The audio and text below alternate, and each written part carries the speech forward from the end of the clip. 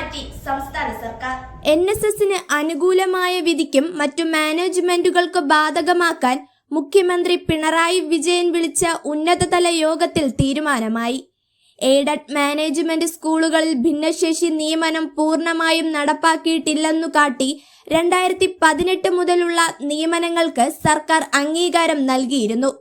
ആയിരക്കണക്കിന് അധ്യാപകരാണ് ഇത്തരത്തിൽ സ്ഥിര നിയമനം അംഗീകാരമില്ലാതെ ജോലി ചെയ്യുന്നത്.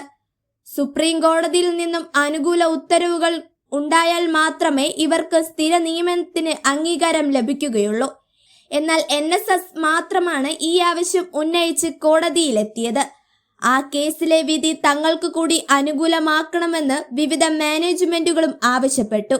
ഇത് ന്യായമാണെന്ന് മനസ്സിലാക്കിയാണ് ഇപ്പോഴത്തെ വിധിയെന്ന് വിദ്യാഭ്യാസ മന്ത്രി വി ശിവൻകുട്ടി പറഞ്ഞു. വ്യാഴാഴ്ച കേസ് പരിഗണിക്കുമ്പോൾ ഇക്കാര്യം കൂടി കോടതിയെ അറിയിക്കുമെന്നും. പത്മനാഭസ്വാമി ക്ഷേത്ര കുളത്തിലെ മീനുകളെ മാറ്റുന്നു. നെയ്യാർ ഡാം, അരുവിക്കര ഡാം എന്നിവിടങ്ങളിലേക്കാണ് മാറ്റുന്നത്. കുളത്തിലെ മീനുകൾ അസംഖ്യമായി പെരുകുന്ന സാഹചര്യത്തിലാണ് ഈ മാറ്റം. ശ്രീ പത്മനാഭസ്വാമി ക്ഷേത്രത്തിന് കിഴക്കേ നടയിലെ പത്മതീർത്ഥ കുളത്തിൽ മീനുകളുടെ എണ്ണം അസംഖ്യമാണ്.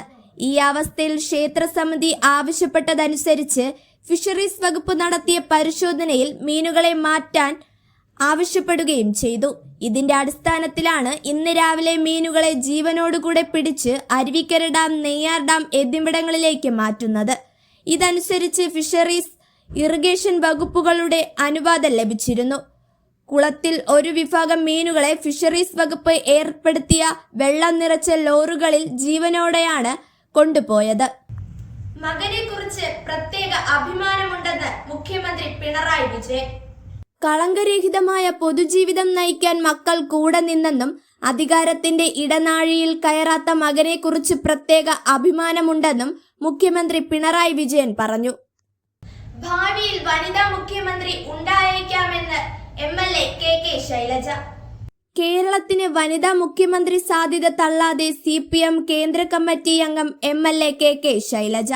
സൂര്യ ഫെസ്റ്റിവലിൽ നടന്ന പ്രഭാഷണത്തിൽ സംസാരിക്കുകയായിരുന്നു MLA. ഭാവിയിലെങ്കിലും വനിതാ മുഖ്യമന്ത്രി ഉണ്ടാകുമോ എന്ന ചോദ്യത്തിന് ഉണ്ടാവില്ലെന്ന് പറയാൻ താൻ ആളല്ലെന്നായിരുന്നു മറുപടി. സ്ത്രീകൾ സമൂഹത്തിലെ എല്ലാ ഉത്തരവാദിത്വങ്ങളും നിർവഹിക്കാൻ തയ്യാറാകണം. കേരളം ഇന്ന് പുരുഷാധിപത്യ സമൂഹമാണ്. സ്ത്രീകൾ 5 മണി കഴിഞ്ഞ് പുറത്തിറങ്ങാൻ പാടില്ല. അഥവാ പുറത്തിറങ്ങിയാൽ ആരെങ്കിലും ആക്രമിച്ചാൽ പുറത്തിറങ്ങിയിട്ടല്ലേ എന്ന് പറയുന്ന ആളുകളും നമുക്ക് ചുറ്റും ഇന്നും ഉണ്ടെന്നും ആ മനോഭാവം മാറണമെന്നും MLA പറഞ്ഞു.